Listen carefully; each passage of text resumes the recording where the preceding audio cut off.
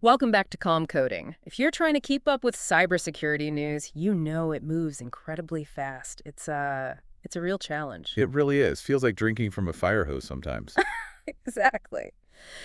So, this week, like always, we're going to try and cut through that noise. We'll dig into the biggest stories, figure out what actually matters for, staying secure. Sounds good.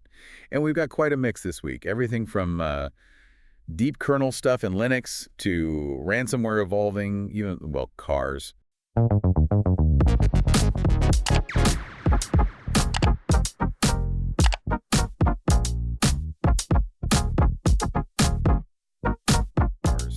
Okay, let's start with that Linux issue then. Armo found something, a stealthy bug. Yeah, that's the word they used, stealthy. It's concerning because it seems to let rootkits operate without triggering the usual alarms and enterprise security setups. How does that work? What's it bypassing? It's all about the iring kernel interface. This was added, back in Linux 5.1, 2019? It's meant to speed up I/O. Right, I remember that, faster interactions. Exactly. But the problem is, many security tools, they're kind of focused on the traditional ways apps talk to the kernel, syscalls, hooking those. And iring is different. Yeah, it's a more direct path. And it seems a lot of monitoring tools just aren't watching it closely, or maybe not at all by default. It's like a potential blind spot. Blind spot that does. What kinds of things? Well, it supports 61 different operations. So reading files, writing files, network stuff, changing file permissions. Basically all the actions a rootkit would love to do secretly. Okay, that sounds bad, if security isn't watching. Precisely. And interestingly, Google seems to have spotted this risk. They've disabled iring by default in Android and Chrome OS. Oh, really? That's telling. It definitely suggests they had concerns. And Armo didn't just theorize, they built a proof-of-concept rootkit. They call it curing. Curing? What does it do? It connects to a remote server, gets commands, runs them, Yeah. all without making those system calls that security tools are typically watching. And did they test it against actual security tools? They did. Yeah. Falco, for instance, was apparently completely oblivious, didn't see a thing. Wow. Tetragon was another one. Now, their developers say, look, it can be configured to monitor this, but the default settings didn't flag it. So, not secure out of the box for this specific threat. Seems that way. And Armo also mentioned testing against some unnamed commercial tools, and they also failed to detect malware using iring. The message seems clear then. Security vendors need to adapt and make sure they're monitoring iring. Absolutely. It's a new attack surface that needs watching. Okay, shifting gears a bit. There was a big data breach at Frederick Health Medical Group. This followed a ransomware attack earlier in the year. That's right. Back in late January, the investigation just wrapped up, and the numbers are, well, huge. Oh, huge. They're saying 934,326 individuals affected. Nearly 1 million people. Oof. And what kind of data was stolen? The usual sensitive stuff. Pretty much the worst-case scenario for healthcare data. Names, addresses, birth dates, social security numbers, driver's licenses, medical records, insurance info, clinical details. Really sensitive stuff. That's awful. Any idea who is behind the ransomware attack? Interestingly, no group has claimed it, and the data hasn't popped up on the dark web yet. Which might mean... Could mean a ransom was paid quietly. Yeah. It's possible. Frederick Health is offering the standard free credit monitoring and identity theft protection through IDX. It just highlights how much of a target healthcare is, doesn't it? Absolutely. We keep seeing it. You mentioned Yale Health, DaVita, Logisi recently, and that massive blue shield of California breach affecting millions more. They hold critical data and can't afford downtime, making them prime targets. Yeah, a grim pattern. Let's talk email attachments. Barracuda had some research out, and the findings on HTML files were surprising. They really were. They found that nearly a quarter, 23% of all HTML attachments they scanned were malicious. 23%. Yeah. Of HTML files. Yep. And despite HTML attachments being less common overall than, say, PDFs, they accounted for over 3/4 of all the malicious files Barracuda detected, making them technically the most weaponized file type they saw. Why HTML? What are attackers doing with them? Mostly phishing. They embed malicious scripts inside the HTML. So you open the attachment, maybe it looks like a legitimate document or a login page, but the script redirects you to a fake site to steal credentials, or it could trigger a malware download. Clever. because an HTML file itself might not seem immediately dangerous like an .exe file would. Exactly. It leverages user trust or lack of suspicion. Now compare that to PDFs. Barracuda found only about 0.13% of PDFs were directly malicious. Much lower. Much lower. But they are increasingly using PDFs to contain malicious links. So the PDF is just a carrier to get you to click on something dangerous. Okay, so different tactics. And what about actual executable files, binaries? Yeah, no surprise there. A huge 87% of the binary attachments Barracuda detected were malicious. It really underlines why most organizations should have policies blocking executable files sent via email. Definitely. The research also mentioned account takeovers, right? It did. So about a fifth of companies see at least one account takeover incident every single month. Wow, per month. Often due to weak passwords or phishing. Yeah, the usual suspects: weak passwords, successful phishing, credential stuffing attacks, reusing breached passwords. And what happens after the takeover? This was interesting. In about 27% of those takeovers, the attackers immediately create suspicious rule changes in the email account. Things like auto-forwarding emails to an external address, or auto-deleting security alerts. Trying to cover their tracks and maintain access silently? Exactly. It shows why just having MFA isn't enough. You also need to monitor for weird account activity after login. Makes sense. Okay, let's move to backups. A critical flaw in Commvault Command Center. Yes, discovered by Watchtower. It's CVE-2025-34028, rated 9.0 critical. 9.0 is serious. What does it allow? It allows a remote attacker, without any authentication, to execute arbitrary code on the Commvault Command Center server. Remote code execution unauthenticated. That's about as bad as it gets for a central management system. Pretty much. It could lead to a complete compromise of that command center environment. Now, Commvault says it only affects the command center itself, not other parts of the installation directly. But controlling the command center gives you the keys to the kingdom, right? Access to backups, ability to disrupt things. Absolutely. You could potentially access, delete, or manipulate backups, stop recovery processes, maybe even install other malware. Imagine that happening to a government agency's backups. Yeah, devastating. Which versions are affected? It's the 11.38 innovation release, specifically versions 11.38.0 through 11.38.10.1. And patches are available? Yes, thankfully. Versions 11.38.78 or 11.38.25 fix the issue. So patching is urgent for anyone running those affected versions. Good. The report said no known exploitation in the wild yet, or a public PC. Correct, as of the report. Yeah. But that's never a reason for complacency. These things can change fast once the details are out. Delaying patches is risky. Definitely. Okay, another urgent patching situation seems to be with Craft CMS, 0 days being actively exploited. That's the report from Orange Cyber Defense Centipost. They started seeing attacks using 2 critical 0 days back in mid-February. 2 of them, chained together. Allegedly, yes. Chaining them together to achieve remote code execution, RCE. One is CVE-2025-32432. That's a perfect 10 out of 10 severity. The other is CVE-2204-58136, rated 9.0. Wow, a 10 and a 9. That's serious firepower. How many sites are potentially affected or hit? Well, researchers estimated around 13,000 vulnerable Craft CMS endpoints out there. And they think maybe about 300 have already been targeted by these attacks. So active exploitation is happening. What's the nature of the main vulnerability, the 1010 one? CVE-2025-32432 seems related to unauthenticated POS2 requests sent to an image transformation endpoint. There's some difference in how asset IDs are checked between older Craft CMS versions 3.x and the newer ones 4.5.x that attackers are exploiting. And patches are available now for these 0 days. Yes. Craft CMS released updates, versions 3.914.4.4.15 and 5.6.0 content contain the fixes.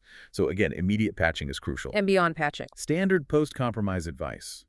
Look for indicators of compromise.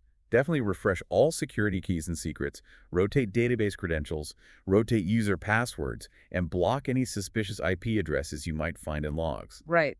Cleanup and hardening. Let's shift to ransomware tactics. Dragon Force Group is changing its model to a cartel. Yeah, this is quite an evolution. They're basically setting up a white label affiliate program. Think of it like ransomware as a service, but more structured.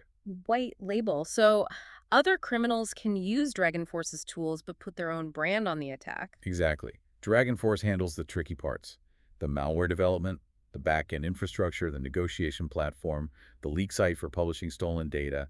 The affiliates just need to get initial access and launch the ransomware.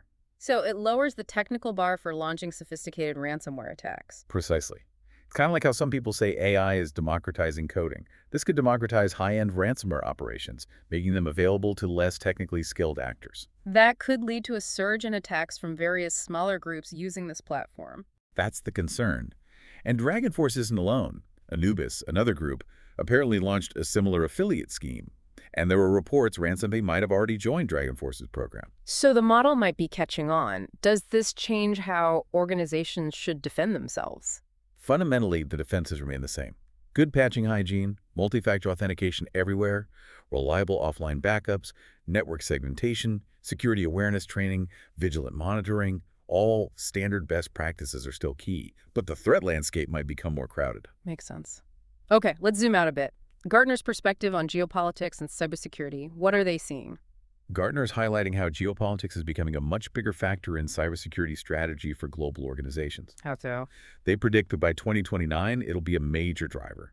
Think about increasing regulatory fragmentation, different rules in the EU, the US, China, etc.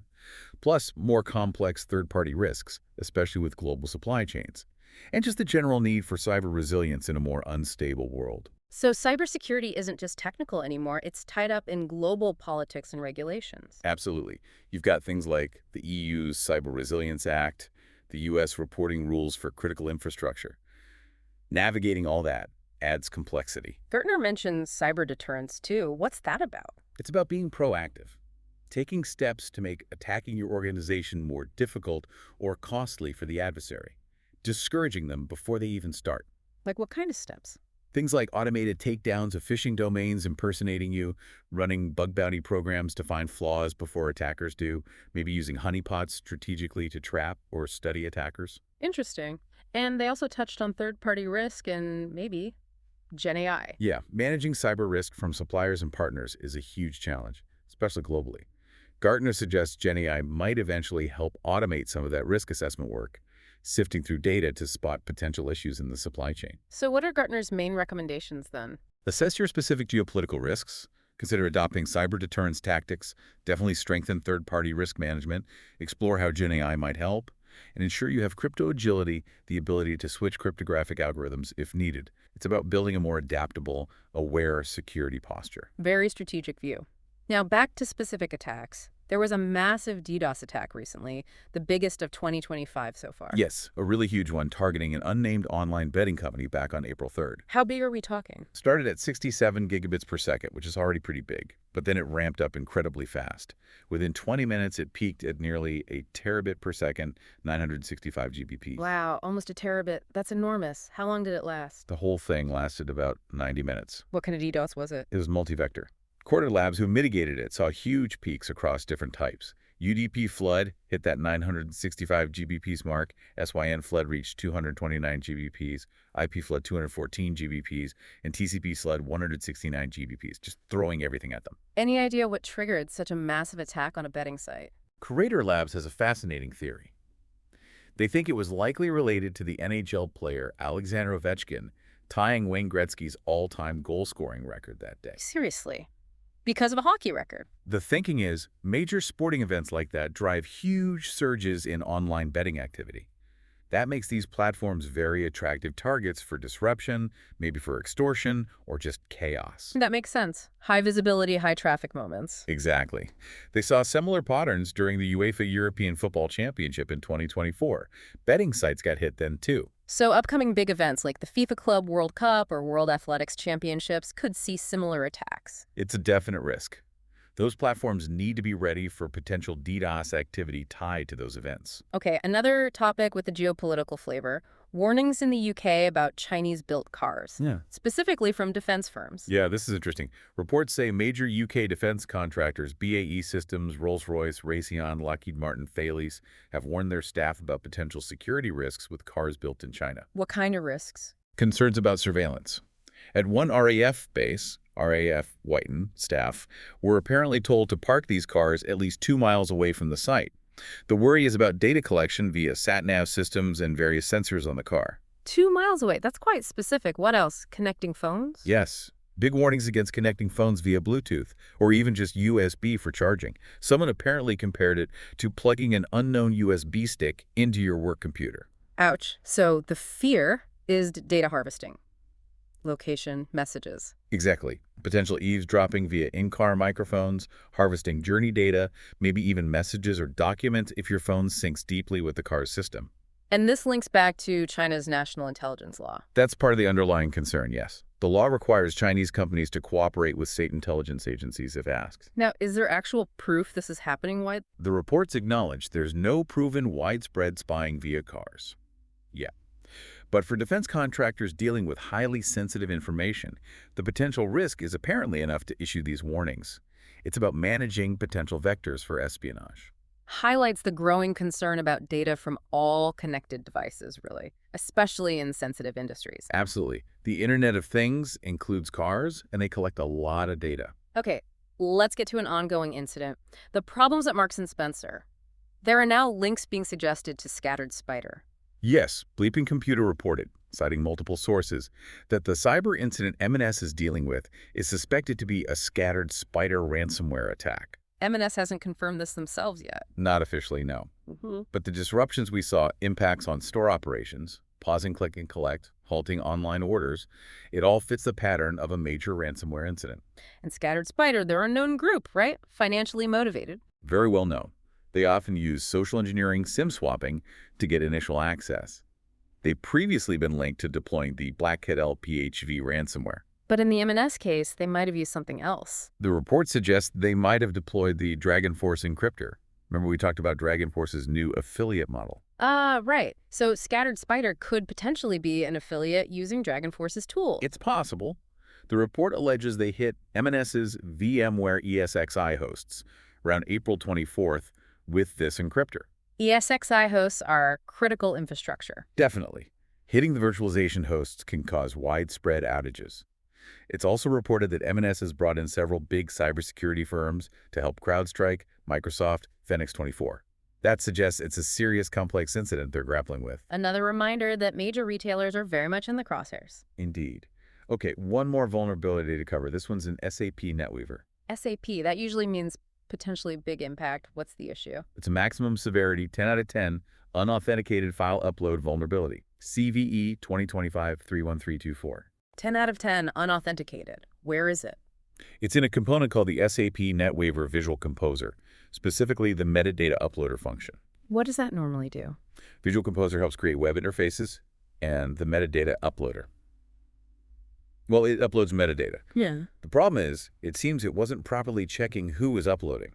So anyone could upload files? Essentially, yes. An unauthenticated attacker could upload malicious files, like web shells, directly onto the SAP server. Giving them persistent access and control? Exactly. SAP released a workaround and patches for this. But is it being exploited? Unfortunately, yes. Several security firms, ReliaQuest, Watchtower, Onapsis, have confirmed they're seeing active exploitation in the wild. Attackers are using it to drop web shells. How many systems are vulnerable or potentially compromised? Estimates vary. Shadow Server Foundation saw around 427 vulnerable instances online. Onapsis saw more, about 284, and suggested nearly 500 of those might already be compromised. And these could be major companies. Yes. The reports indicate around 20 Fortune 500 or Global 500 companies might have vulnerable instances exposed. So, again, urgent patching needed for SAP customers using that component. Absolutely critical. Okay, finally, let's touch on policy. The UK government recently announced a ban on ransomware payments for the public sector. What's the thinking and what's the reaction? The main goal is pretty straightforward. Remove the financial incentive for criminals. If public sector bodies can't pay, the theory goes, they become less attractive targets. Makes sense on the surface. Cut off the money supply. How has it been received? It's mixed, as you might expect. There's support for the principle trying to discourage the crime, but there are also significant concerns. Like what? Loopholes. Yeah, potential loopholes are one worry. Could payments be routed through overseas accounts or third-party intermediaries like insurers and negotiators, effectively bypassing the ban? Difficult to enforce perfectly. What about the impact on organizations? There's an ethical dilemma highlighted for CSOs. What if an organization faces a truly catastrophic situation, lives at risk in a hospital, for instance, where paying seems like the only way to restore critical services quickly? The ban removes that option, potentially leading to prolonged, damaging disruption. Is the government offering support if organizations can't pay and face long outages? That's a key question people are asking. What level of support will be available to help organizations recover if they stick to the no-payment rule but struggle to rebuild? Another concern mentioned is underreporting. Right. If paying is banned, organizations might be less likely to report incidents, especially if they feel pressured into finding a way to pay secretly. This could hide the true scale of the problem and also create a secondary blackmail market criminals threatening to expose organizations that paid despite the ban. So it could drive things further underground. Are there alternative suggestions? Some argue for a more flexible model. Maybe mandatory reporting of all incidents, government approval needed for payments, but only in truly exceptional verified circumstances, combined with mandated security training and baseline standards for public bodies. A more nuanced approach, perhaps. It's a really tough policy challenge with no easy answers. Definitely not. Balancing deterrence with the practical realities of recovery is incredibly difficult. Okay, so wrapping up this week's deep dive, quite a range of threats and developments again. Yeah, from the depths of the Linux kernel with Iring to massive healthcare data breaches, the constant threat via email attachments, critical flaws in backup systems and CMS platforms. The evolving ransomware business models like Dragon Force's cartel, the growing shadow of geopolitics, huge DDoS attacks, even worries about connected cars and ongoing supply chain incidents like MNS. And finishing with that complex debate around ransomware payment bans, it really underscores how interconnected everything is and how proactive security has to be. Absolutely. Vigilance is key across all these areas. For you listening, hopefully this gives you some things to think about for your own security posture, whether personal or organizational. Are you monitoring for unusual kernel activity? Are your email filters catching sophisticated HTML threats? Are your backups truly secure? Is your CMS patched? Continuous learning and applying these lessons is crucial. The threat landscape never stands still. It really doesn't. And maybe that leaves us with a final thought for everyone to consider. As threats get more sophisticated, more diverse, blending technical exploits with social engineering and even geopolitical motives, how do we build a security culture, not just tools and policies, but a real mindset that's truly proactive and resilient enough to anticipate and adapt, rather than just reacting after the fact? That's the million-dollar question, isn't it? Building that deep-seated resilience, something to keep working on. Indeed. Well, thank you for joining us for this deep dive on coding. We'll be back next week with the latest. Until then, stay safe, stay informed, and keep coding calmly.